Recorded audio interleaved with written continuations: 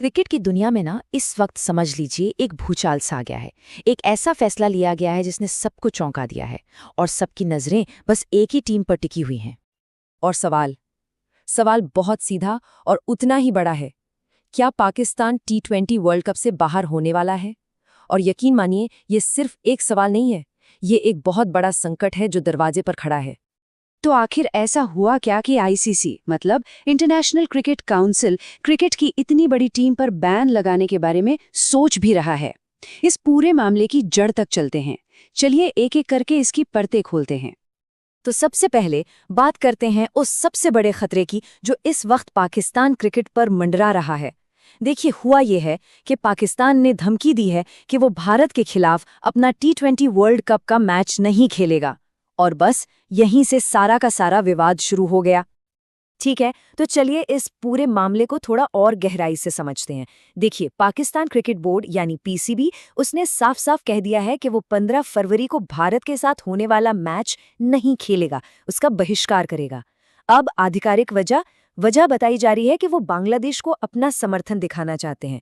और ये कोई छोटा मोटा फैसला नहीं है, क्योंकि इस पर पाकिस्तान की सरकार ने भी अपनी मोहर लगा दी है। इसके जवाब में आईसीसी भी हरकत में आ गया है और कहा जा रहा है कि अगले 24 घंटों के अंदर ही कोई बहुत बड़ा फैसला आ सकता है। अब सवाल ये उठता है कि अगर पाकिस्तान अपनी बात पर अड़ा रहा तो नुकसान कितना बड़ा हो सकता है, मतलब कितना कुछ दांव पर लगा है। चलिए इसका भी अंदाजा लगाते हैं। आप सिर्फ इस एक आंकड़े पर गौर कीजिए, 4,500 करोड़ रुपए। जी हाँ, 4,500 करोड़ रुपए। ये सिर्फ एक भारत पाकिस्तान मैच की अनुमानित कीमत है। ये आंकड़ा अपने आप में बता देता है कि ये सिर्फ एक क्रिकेट मैच नहीं है, ये एक बहुत बड़ी इकोनॉमिक इवेंट भी है। अब जरा इस चार्ट को देखिए, ये आपको पैसे का पूरा खेल साफ साफ समझा देगा। अगर मैच नहीं होता है तो दोनों बोर्ड्स को सीधे सीधे करीब 200 करोड़ का नुकसान होगा। लेकिन पाकिस्तान के लिए पिक्चर और भी ज्यादा खराब हो सकती है। उन्हें आईसीसी से जो हर साल 316 करोड़ रुपए की फंडिंग मिलती है ना, उस पर भी तलवार लटक सकती है। और ये सजा सिर्फ पैसों के नुकसान तक ही नहीं रुकेगी। आईसीसी के पास 5 बहुत बड़े एक्शन लेने का अधिकार है। पहला, वो पाकिस्तान को टूर्नामेंट से ही बाहर कर सकते हैं। दूसरा, उनकी कमाई में कटौती कर सकते हैं। तीसरा, नुकसान की भरपाई करने को कह सकते हैं। चौथा, विदेशी खिलाड़ियों को पीएसएल में खेलने से रोक सकते हैं। और पांचवा, उनकी द्विपक्षीय सीरीज पर भी बैन लगा सकते हैं। मतलब मुश्किलें चारों तरफ से आ सकती हैं। तो घूम फिर कर हम उसी सबसे बड़े सवाल पर आ जाते हैं, आखिर पाकिस्तान इतना बड़ा जोखिम उठा ही क्यों रहा है? क्या ये भारत से हारने का डर है, या फिर कोई सोचा समझा ड्रामा, या इसके पीछे कोई गहरी सियासत छुपी है? देखिए, कागज पर जो आधिकारिक कहानी बताई जा रही है वो तो है बांग्लादेश को सपोर्ट करना। लेकिन क्रिकेट के गलियारों में और एक्सपर्ट्स के बीच ना कई अलग अलग थ्योरीज चल रही हैं। कुछ लोग कह रहे हैं कि ये भारत से एक और हार का डर है। कुछ का मानना है कि ये वर्ल्ड स्टेज पर एक पॉलिटिकल मूव है। और कुछ तो ये भी कह रहे हैं कि ये सब अपने देश के अंदरूनी मामलों से ध्यान भटकाने के लिए किया जा रहा है।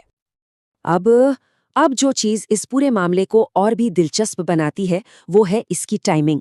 जरा सोचिए, एक दिन पहले पाकिस्तान की टीम अंडर 19 वर्ल्ड कप में भारत से बुरी तरह हारती है और ठीक उसके अगले ही दिन पाकिस्तान T20 वर्ल्ड कप में भारत के खिलाफ मैच के बहिष्कार का ऐलान कर देता है। क्या ये सिर्फ एक इत्तेफाक है या इन दोनों घटनाओं के बीच कोई कनेक्शन है? और अगर हम T20 वर्ल्ड कप में इन दोनों टीमों के इतिहास पर नजर डालें तो कहानी बिल्कुल एक तरफा नजर आती है। 8 मैच हुए हैं अब तक, जिनमें से 7 भारत ने जीते हैं और पाकिस्तान सिर्फ 1। तो ये जो आंकड़े हैं, ये हार के डर वाली थ्योरी को कहीं ना कहीं और मजबूत करते हैं। खैर, इस पूरे मुद्दे पर एक्सपर्ट्स का क्या कहना है? जाहिर है इस पर बहस बहुत तेज है और सबकी अपनी अपनी राय है। चलिए कुछ बड़ी आवाजों को सुनते हैं कि वो इस बारे में क्या सोचते हैं। भारत के पूर्व कप्तान लेजेंडरी कपिल देव का मानना है कि देश हमेशा बोर्ड या खिलाड़ियों से बड़ा होता है। उनका तो साफ कहना है कि एक ऐसा फैसला है जो पाकिस्तान में क्रिकेट की अगली पूरी पीढ़ी को तबाह कर सकता है। वहीं एक और पूर्व भारतीय खिलाड़ी अतुल वासन का नजरिया थोड़ा और सख्त है। वो कहते हैं कि पाकिस्तान ना क्लास के उस शरारती बच्चे जैसा है जिससे आईसीसी भी अब तंग आ चुका है।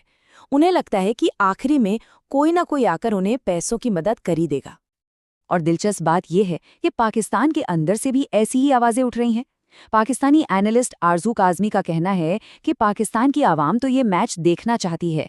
असल में टीम कमज़ोर है और ये बस एक संभावित हार से अपना चेहरा बचाने की एक कोशिश है। लेकिन सिक्के का दूसरा पहलू भी है। एक और पाकिस्तानी एनालिस्ट हैं डॉक्टर हामिद खान, वो इस पूरे मामले को अलग तरह से देखते हैं। वो कहते हैं कि ये बांग्लादेश के लिए उठाया गया एक सैद्धांतिक यानी प्रिंसिपल्ड स्टैंड है। उनका तो ये भी आरोप है कि आईसीसी अब बीसीसीआई का एक दुबई ऑफिस बनकर रह गया है। तो इतनी सारी अलग अलग बातों और रायों के बीच सवाल वही है कि अब आगे होगा क्या। ये तो साफ है कि पाकिस्तान क्रिकेट एक बहुत ही मुश्किल और अनिश्चित मोड़ पर आ खड़ा हुआ है। तो ये समझना बहुत ज़रूरी है कि आखिर ये फैसला ले कौन रहा है। ज़्यादातर एक्सपर्ट्स का यही मानना है कि इस पूरे खेल के पीछे असली ताकत सरकार और मिलिट्री इस्टेब्लिशमेंट की है। क्रिकेट बोर्ड या खिलाड़ी तो बस चेहरे हैं। खिलाड़ियों ने तो खुद कहा है कि वो तो बोर्ड के कॉन्ट्रैक्ट से बंधे हुए हैं। अच्छा, अगर पाकिस्तान अपनी बात पर कायम रहता है और मैच नहीं खेलता तो क्रिकेट के नियमों के हिसाब से क्या होगा? उसे कहते हैं वॉकओवर। इसका सीधा मतलब है कि भारतीय टीम को बिना एक भी गेंद खेले विजेता घोषित कर दिया जाएगा।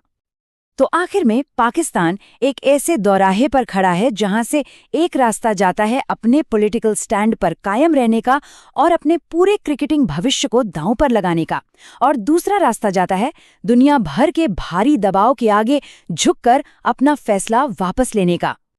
और यही हमें इस पूरे विश्लेषण के आखिरी और सबसे अहम सवाल पर ले आता है कि आखिर बड़ा क्या है, खेल, देश या फिर इन दोनों के ऊपर सियासत?